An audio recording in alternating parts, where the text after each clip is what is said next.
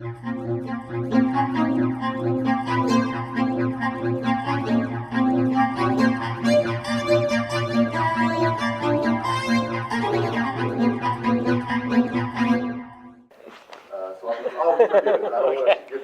keep that in there. Yeah, I guess I could. Yeah.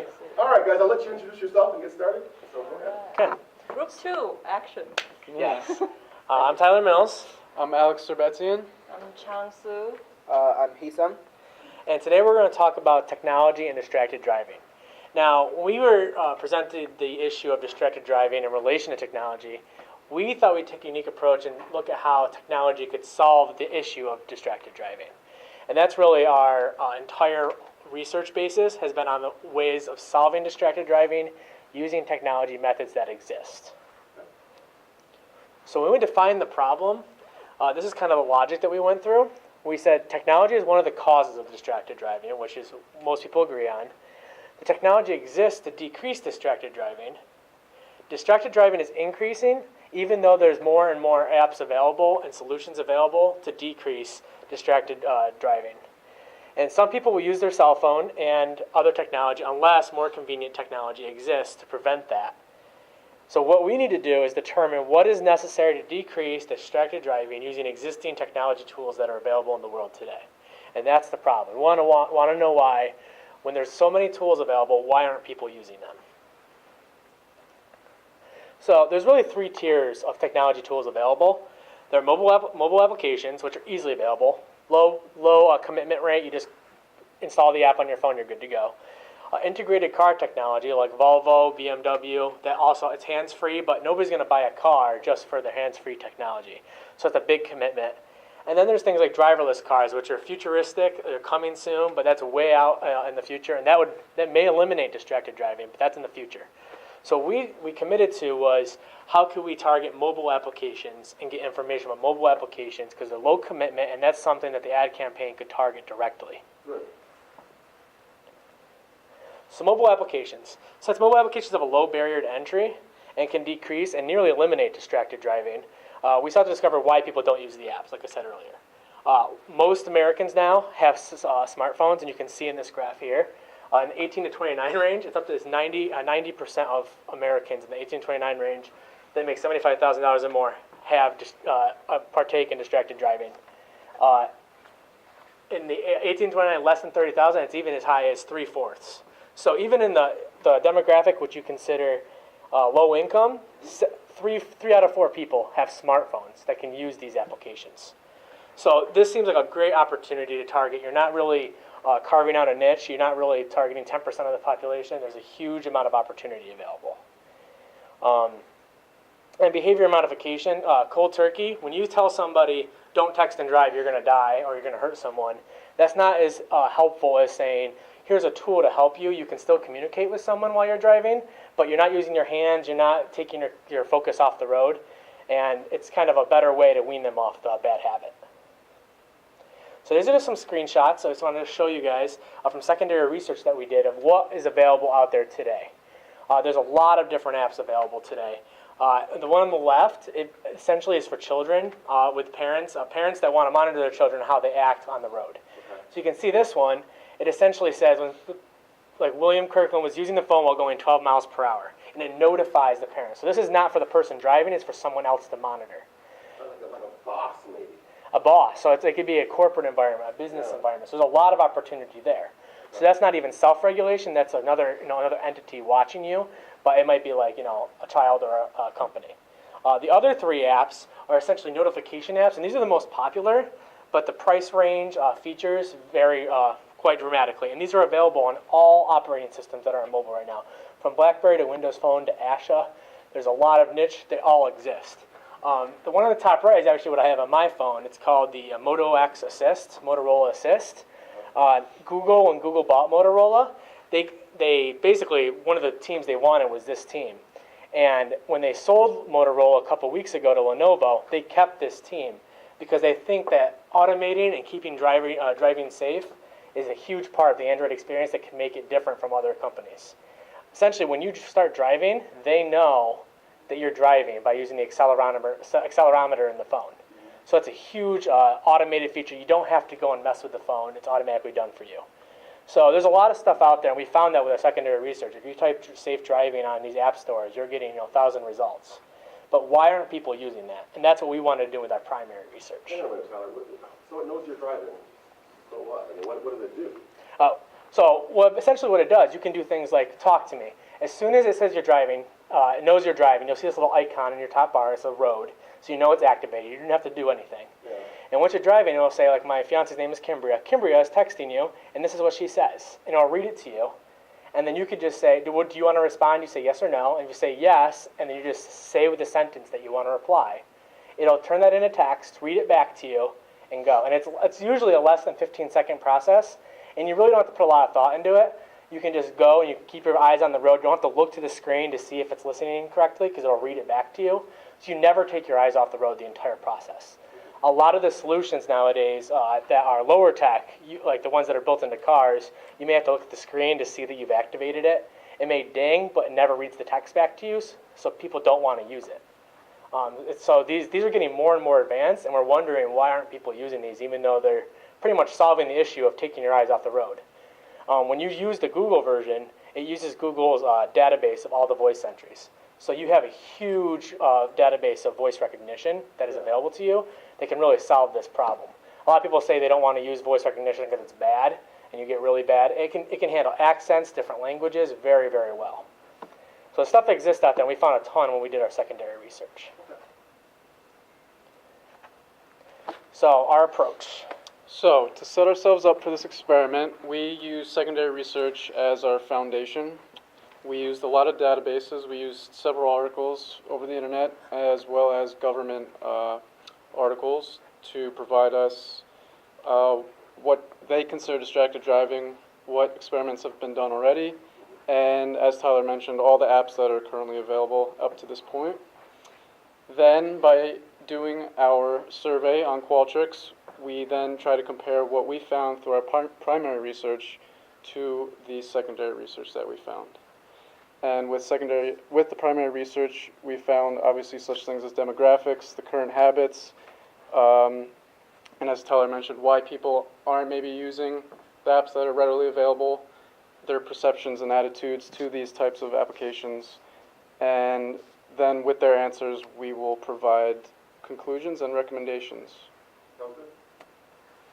So to start things off, just to give you a little overview of our demographics, we had a nice, pretty even split between male and female. We had an overall sample size of 41 respondents for our survey, which is decent. It's not as much as we hope, but we feel it's pretty good.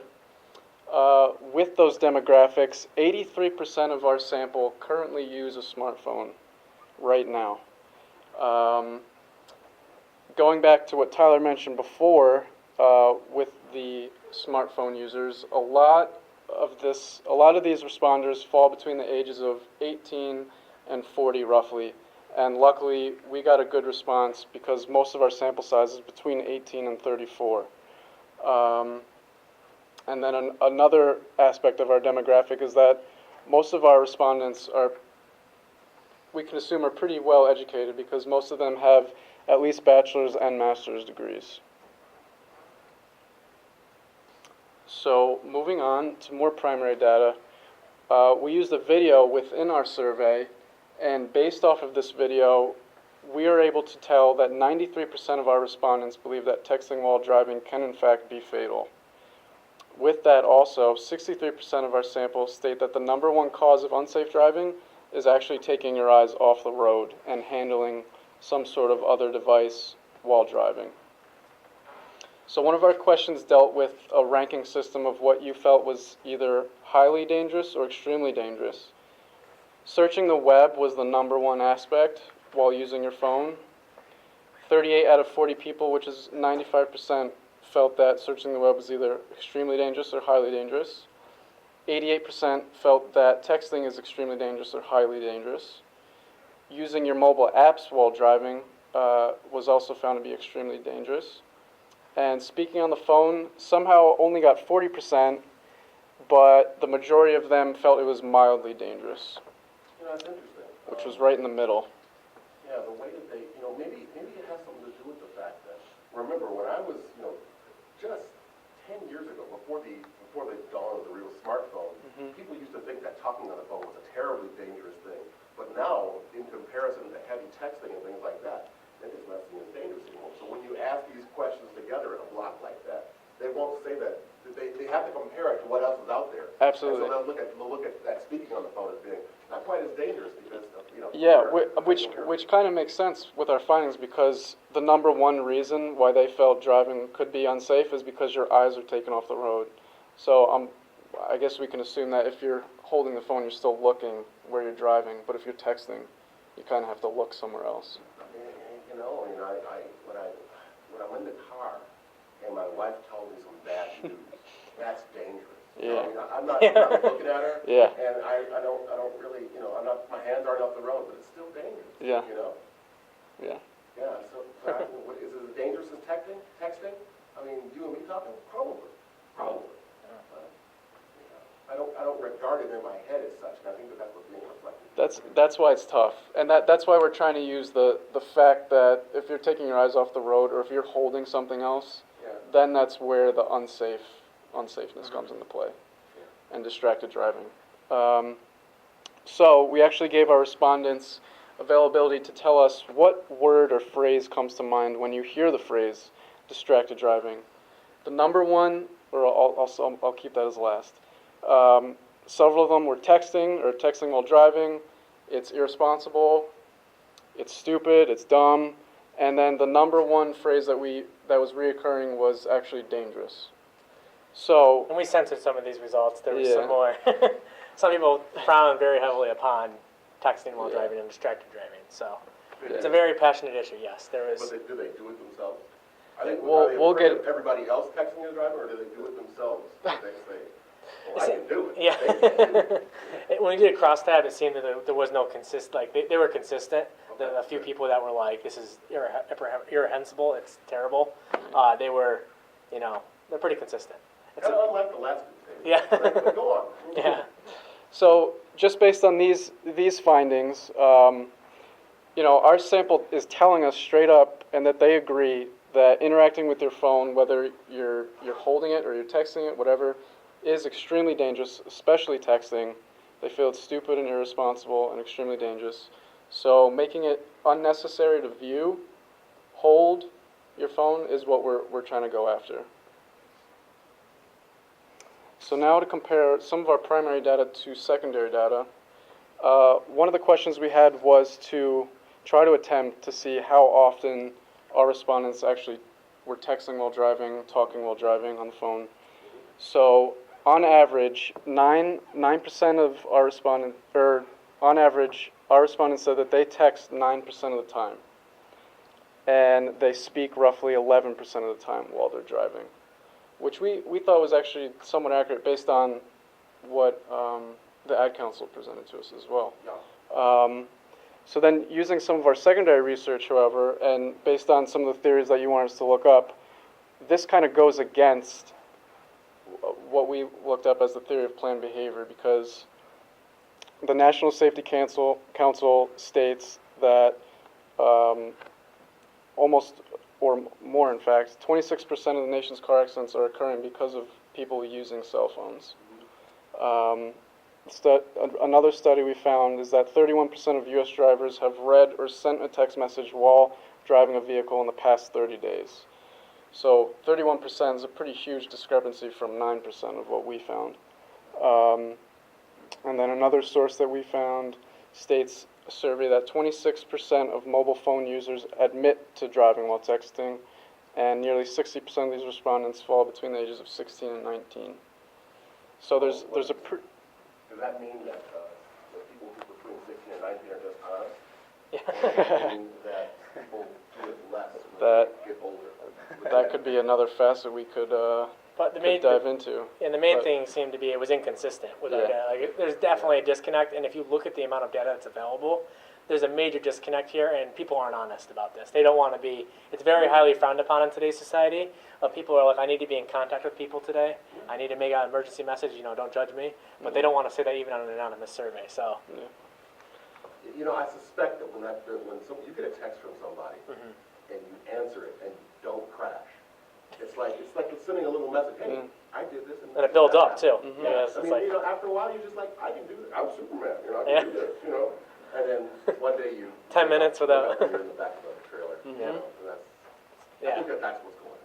But go on. So basically the message, like Tyler said, we're finding a disconnect between what people actually believe, what they perceive or want their behavior to be, to what they're actually doing. Okay, so our survey takers, most of our survey takers use smartphones. We asked what type of cell phone do you use in our survey. So about 86% of responders use smartphones, and about 48% is using iPhone, and other 35% using Android. So what is important is that for the most people, they have already have some mobile apps that could help with distracted driving. They're already there. Even they don't use it or they don't know there it is. There are already hundreds of the apps there. So we wonder why they don't use, or do they even know there it is some apps that will help with their behaviors. So we asked them their awareness of such apps. So only 8% people in our survey actually use such apps or tried it before, have experience with these apps before. So 8%? Yeah. Okay. So most people either don't know such apps exist, or they know there is some kind of apps, but they have never tried it yet. Yeah. So what is interesting is when asking people, do they think it will work? About 38% of people answer they don't know. They're not sure because they're not sure what kind of app it is, what kind of feature it will has. And about 30% people actually believe it will work. Compared to only 8% people have actually used it.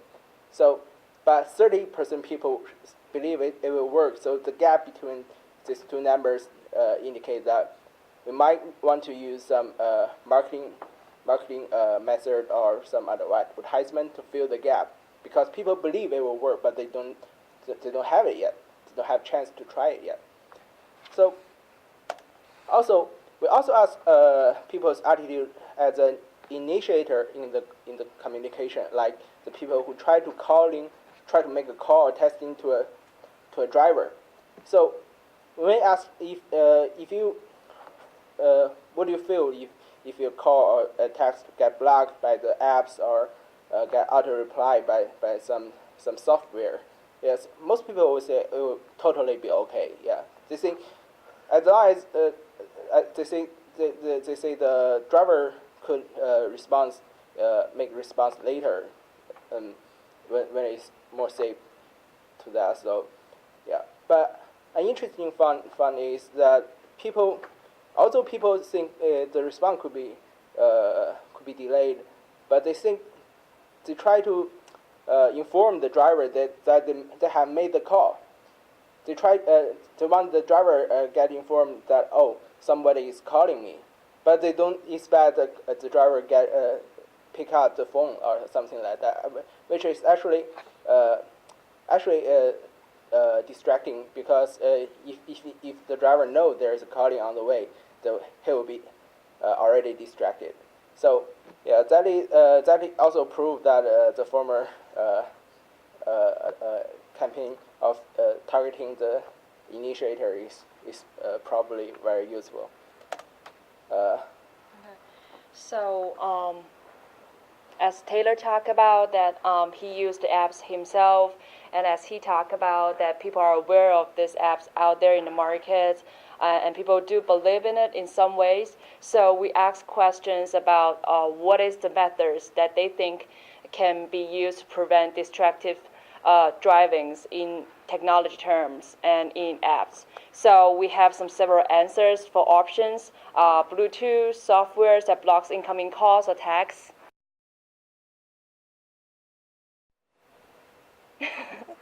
Okay, so we have several options for them to choose. Bluetooth, software that blocks incoming calls, voice controls, Siri on the phones, and also software that helps read text, and other options that they can write it down, whatever they come into mind as technology that can provide them the prevention of the distracted driving.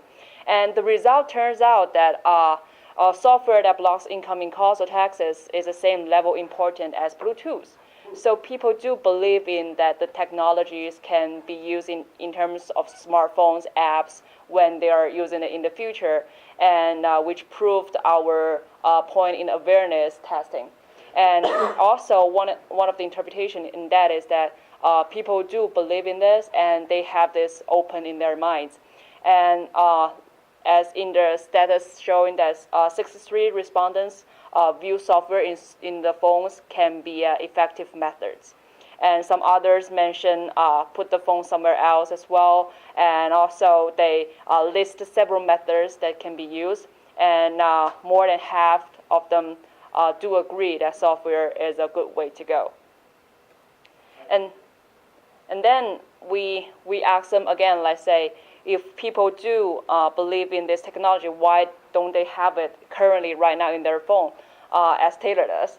And the answer shows up that most of them just saying it's not necessary, and 10 of them respond as it's too troublesome because they view it as need to turn it on and turn it off. So this actually another recommendation that we could make to the marketing team of the apps in the future. And if they make the apps more easier to understand, more straightforward, then more people will apply this. Or in other ways, the apps are easy, as Taylor illustrated. What they need to do is just let people know it's easy. It can be protective to yourself, and it can be improved in the future as well. So apps can be improved in a lot of ways, and people are looking forward to it. And when it comes to apps, we know that it can come as free or it come as a price, and the price may cause people just to deny it in anyways. So we ask them what the willingness for you to buy in terms of some apps that could protect you in the distracted drivings.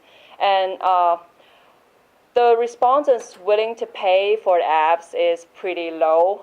Most of them are not willing to pay. They wish the apps are in the market for free. And also, but half of them, there are 10 of them willing to pay it as one-time payments with the price of $10 or less in total, or $2.99 per month. So there are a market out there both for free or for charge. So I'm just going to go over what we've kind of concluded so far. So we know that majority of people use smartphones, and which matches our secondary research. So there's a market there that we can kind of target with distracted driving marketing and advertising. A large number of people are aware that mobile apps exist to prevent distracted driving, but for some reason they're not capitalizing upon that. For some reason they are not getting the app and installing it on their phones to prevent it, and there's something happening there. But individuals are unsure if mobile apps can help them stop driving distracted. And we really believe that ads and marketing can fix these gaps of knowledge. There's a gap between knowing that there's apps that can help you and they're not going to be difficult to use or drain your battery, and they're affordable, and the fact that you can either just drive with texting, and that kind of, there's a disconnect there. Yeah. People don't want to make that compromise, and they think it's just they're not educated in the matter. People do want to be safer drivers. From the data we collected, a large majority of people think that driving distracted is very bad behavior, but there's that disconnect. Like, what you say you do, but you don't really want to by your actions, Yeah. which is not good. Well, that happens so much in human behavior. Yeah. Like, what I believe and the way I act is two different things. Yeah. Yeah. From the pricing slides that we just talked about, 3 out of 4 users do not want to pay for apps to make them safer. So maybe that's one of the barriers, because when we did our secondary research, we found that a large number of these apps are monthly or yearly subscriptions. And if you can't get people to pay for a Netflix subscription for $9 a month, how are you going to get somebody to pay for a single app on their cell phone? And it's kind of, there's a disconnect there between these companies and ad campaign companies. Those that are willing to pay, though, they don't want to pay a lot. They want to pay 99 cents. They want to pay a very small fee, and it has to be pretty darn good to justify that purchase. So there's definitely a disconnect, like I said, and it's too complicated, or if it's troublesome, they view it as unnecessary. If it's too complicated or troublesome, so we got to make sure that if we focus on our efforts on delivering these apps as a solution to distracted driving, if this is the solution to distracted driving, we got to make them as easy and as affordable as possible. That is a huge focus of these efforts if you want to make that a possible solution for distracted driving. Because if they're not easy to use and they're not affordable, like as it is right now, 8% of our respondents use these apps on their phone. That's a very small number when every single person that has a smartphone has the availability of these apps. These apps can be installed on your smartphone, but only 8% of people are using it. That's a big problem. And the majority of people who text individuals are driving, so outside of the individual responsibility of those who communicate with those that are driving, they're okay with receiving an automated response that says, sorry, Tyler is driving right now, please call him back later. It was a very large majority that said, we're okay with that. It was like 96%, we're fine with that. So we need to make sure that this is known and advertised to people. So just the conclusions. Are mobile apps a potential solution? Yes. Software features can compensate for distraction. Numerous apps are available, and both callers and drivers are willing to change behavior. That's what they say in the survey, and we really do believe it. The 8% that said that they use the mobile apps seem to use them. It's just getting the other 92% to actually use those. The main problems, people have low awareness. There's no standard. This is one thing we haven't touched upon yet, but there's so many different possibilities. Google has theirs. Siri has, you can text through Siri. There's individual apps by nonprofits, by for-profits. There's no real single standard, so that might be a potential solution, is a standardized application or API that people could use to actually deliver this application. And people don't want to pay for such apps. Applications cost money to develop, and people don't want to pay for them. But is this something for the greater good that needs to be developed to help people? And we can roll into the hardware. Yeah. And a lot of companies there's the belief that Google and Apple are going to start doing that, is roll it right into the OS as it comes. What to do next? Intensify targeted marketing towards mobile apps. Instead of telling people, stop driving and texting, it's bad, it's unsafe, which doesn't really, it's the same as saying don't smoke or don't drink. It doesn't really, the root of the problem is people don't want to change their behavior. People want to communicate while driving. Well, how do we make them communicate in a safer way?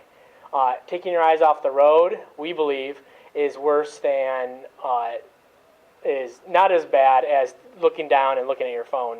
I just said the same thing twice. So basically, the looking at your phone is worse than just looking at the road and speaking to your phone over voice, which is the better solution. Free trial or software version, people want affordable, and we want cooperation between different agencies. If the ad campaigns, companies, and the nonprofits and for-profits work together, there could be an actual viable solution. AT&T, every AT&T phone now says don't text and drive. When you open the phone, it has that plastic wrapper you take off, says don't text and drive. They have a Drive Safe mobile app. That could be vendor neutral. Why don't they work with Verizon and Sprint? They all benefit from that positive experience. There's a lot of opportunity there. Here are our sources. Secondary sources, that's where a lot of our information about what mobile apps are out there, what information was out there for driving habits. Guys, when I first gave you the assignment, the night that I gave it to you, you guys met over there in that corner. You guys really took me back to the early 2000s, and when I was an MBA student.